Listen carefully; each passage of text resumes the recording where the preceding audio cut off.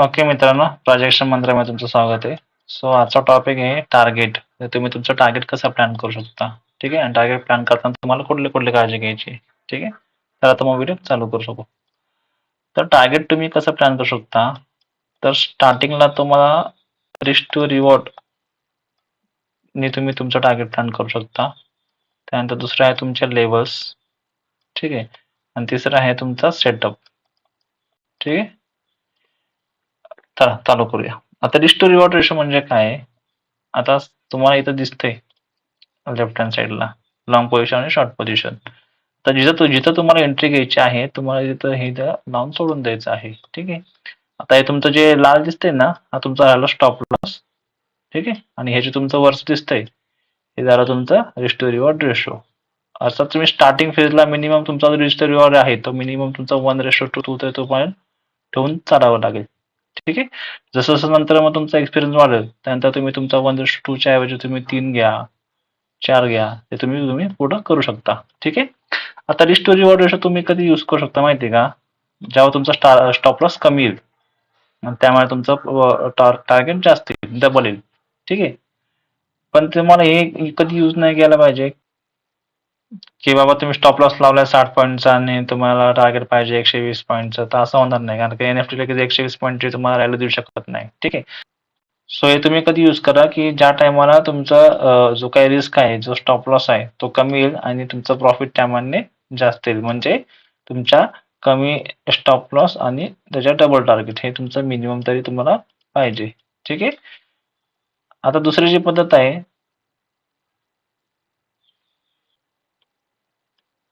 आता जर तुम्ही एखादा ट्रेड घेतला आणि त्या ट्रेडचा जर रिस्क टू रिवॉर्ड तुमचा जास्त आहे. ठीक आहे. म्हणजे जास्त आहे. पण अशा वेळेस कसं होतं माहिती आहे का? तुमची कुठली तरी लेवल तुम्हाला मध्ये लागू शकते. ठीक आहे. आता समजा की बाबा तुम्ही इथे एंट्री घेतली तुम्हाला. ठीक आहे. तुमचा टार्गेट हा आहे. 1:4 तुमचं टार्गेट आहे मिनिमम. ठीक आहे. पण जर समजा की तुमच्या टार्गेटच्या मध्येच तुमची जर एखादी लेवल अडली आहे, तर अशा केसला तुम्ही काय करू शकता माहिती आहे का? तर हाच माझा दुसरा पॉईंट आहे लेवल्स. ठीक आहे. तर तुमची जो टार्गेट तुम्ही ठेवलेला आहे, जर त्या टार्गेटच्या मध्ये जर एखादी लेवल येत असेल, तर तुम्ही ट्राय करा की तुमची जो टार्गेट आहे, तुमच्या लेवलपर्यंत तरी मिनिमम असलं पाहिजे. ठीक आहे. जर तुमचा स्टॉप लॉस छोटा आहे आणि तुमच्या त्या लेवलपर्यंत जे टार्गेट जर मोठा असेल, तरच तुम्ही तो ट्रेड घेणार, नाही तर तो ट्रेड तुम्ही अवॉइड करायचा. ठीक आहे. टोटली अवॉइड करायचा. ठीक आहे. कारण अशा वेळेस कसं होतं, जर एखादा ट्रेड घेतलाय, ठीक आहे. तो ट्रेडच्या वेळेस जर एखादी लेवल इथं अडती, तर ती लेवल काय काय असू शकते? हा लेवल एखादा सपोर्ट असू शकतो, रेजिस्टन्स असू शकतो किंवा एखाद्या कन्सल्टंटचा फेज असू शकतो किंवा डे हाय असू शकतो किंवा डे लो असू शकतो. ठीक आहे. तर अशा वेळेस तुम्हाला आहे ना तुमचं जे काही टार्गेट आहे हे तुम्हाला तुमचं त्या लेवलपर्यंत किंवा त्या एरियापर्यंत तुम्ही तुमचं टार्गेट मिनिमम लॉक केलं पाहिजे. ठीक आहे. प्लॅन केला पाहिजे. ओके. त्यानंतर तिसरा जो पार्ट आहे हा सेटअपचा. आता तुम्हाला माहिती आहे की आपण खूप साऱ्या सेटअपवरती ट्रेड करतो. ठीक आहे. जसं की आहे आपलं आपण कप अँड हँडलवरती ट्रेड करतो. त्यानंतर फिबोनाचीच्या सेटअपवरती ट्रेड करतो. ठीक आहे. खूप साऱ्या पद्धती आपल्याला ट्रेड करायचे.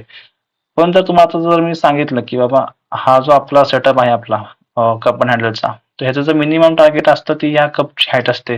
बरोबर. तर हे आपलं टार्गेट असतं. बरोबर. तर तुम्ही तुमचं जे टार्गेटची जी प्लॅनिंग आहे हे तुम्ही तुमच्या सेटअपवर सुद्धा करू शकता. ठीक आहे. गोष्टी कळाल्या? तर ह्या पूर्ण तुम्हाला लेक्चरची समरी जर तुम्हाला द्यायचं मी म्हणलं, रिस्क टू रिवॉर्ड रेशो तुम्हाला तेव्हाच फॉलो करायचा आहे जेव्हा तुमचा एस-एल लहान असेल. ठीक आहे. हे तुम्हाला risk to reward ratio follow करायचं आहे. ठीक आहे. नंतर दुसरं जे आहे तुमचे लेवल्स. जर एखादी ट्रेड ट्रेड करताना तुम्हाला एखाद्या लेवल अडत असेल, एखादं कन्सल्टेशन अडकत असेल किंवा डे हाय किंवा डे लो म्हणजे जे तुम्हाला त्रास देऊ शकता, अशा जर गोष्टी तुम्हाला अडखळत असेल तर अशा केसला तुम्ही त्या लेवलपर्यंतचं मिनिमम टार्गेट घेऊन तुम्ही लॉक करू शकता. ठीक आहे. म्हणजे तुम्ही त्याप्रमाणे तुमचं टार्गेट प्लॅन करू शकता. आणि तिसरी गोष्ट आहे सेटअप. ठीक आहे. म्हणजे तुम्ही जर ट्रेड तुमच्या चार्ट पॅटर्न वरती जर करत असाल तर तुम्ही त्या चार्ट पॅटर्नच्या हिशोबाने सुद्धा तुम्ही तुमचं टार्गेट प्लॅन करू शकता. ठीक आहे. तर ही या लेक्चरची समरी होती. ओके. आय होप तुम्हाला या गोष्टी कळाल्या असेल. स्टार्टिंग जे नवीन लोक असतात ना त्यांचं असं म्हणणं असतं की बाबा मी 1000 रुपयाची रिस्क घेतली.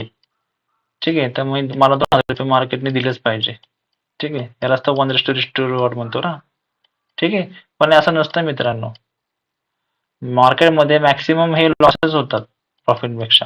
ठीक आहे. त्यामुळे अशा गोष्टी तुम्हाला आहे ना ट्रेडिंग पण करावी लागते. ठीक आहे. ट्रेडिंग पण तुम्हाला गोष्टी करावी लागतात. तर ट्रेडिंग म्हणजे काय? ते ट्रेडिंग नावावरून एक सेपरेट तुम्हाला एक व्हिडिओ बनवून द्यावा लागणार आहे.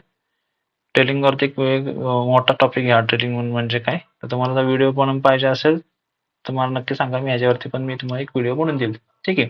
नाहीतर दुसरी गोष्ट काय माहिती आहे का? तुम्ही जर एखादा लॉट बाय करतायत ना, तर तो लॉट कुठला बाय करताय, काय बाय करताय त्याचा मार्केटशी काय संबंध नाहीये. सगळ्यात महत्वाचं काय आहे? हे इंडेक्स चार्ट. हे जे सगळं तुम्हाला दिसतंय ना, जे काय होतं ते ह्याच्यावरतीच होतं. ठीक आहे. म्हणजे तुम्ही एखादा सेटअप घेतलाय, त्या सेटअपमध्ये जर तुमचं टार्गेट इथं बुक होतंय, म्हणजे तुमच्या सेटअपमध्ये इंडेक्स चार्टने तर तुमच्या सेटअपची रिस्पेक्ट दिली आहे. ठीक आहे. तर तुमचा जो काही लॉट साईज असेल, त्या लॉटला जी काही प्राइस असेल त्या प्राइसला तुम्हाला ते बुक करणं महत्वाचं आहे. कारण तुम्ही कुठली लॉट साईज घेतली आहे याच्याशी इंडेक्स चार्टचा काही संबंध नाहीये. ठीक आहे. कळतंय मी तुम्हाला काय म्हणतो ते? आता खूप जणांचं काय म्हणणं असतं की बाबा मी तर घेतलंय मस्तपैकी लॉट, पण मला प्रॉफिट होत नाहीये. इथे माझं टार्गेट हिट झालंय इंडेक्स चार्टमध्ये, पण माझं जे काही टार्गेट आहे लॉटमध्ये ते बुक नाही झालं किंवा तिथपर्यंत मार्केट गेलंच नाही. तर अशा गोष्टी तुम्हाला करायच्या नाहीये. तुमचं जे काही टार्गेट असेल ना, ते जर तुमचं इंडेक्स चार्टमध्ये फुलफिल होतंय, तर तुम्हाला त्या प्राइसला जे तुमचा लॉट घेतलाय, तिथे तुम्हाला एक्झिट होणं गरजेचं आहे. बरे त्या तिथे तुम्हाला ₹5 प्रॉफिट झाला तरी चालेल. ठीक आहे. कारण सेटअपची रिस्पेक्ट तुम्हाला इंडेक्स चार्टमध्ये भेटतोय. लॉटवर नाही. लॉट तुम्ही कुठलाही घ्या, त्याचं मार्केटशी घेणं देणं नाही. ठीक आहे. समजतंय मी तुम्हाला काय सांगण्याचा प्रयत्न करतोय ते? आय होप तुम्हाला ही गोष्ट कळली असेल आणि हा व्हिडिओ तुम्हाला आवडला असेल. ठीक आहे. चला मग भेटूया पुढच्या व्हिडिओमध्ये. ओके. चला बाय. आणि जर व्हिडिओ आवडले असेल तर नक्की लाईक, शेअर, सबस्क्राईब करा.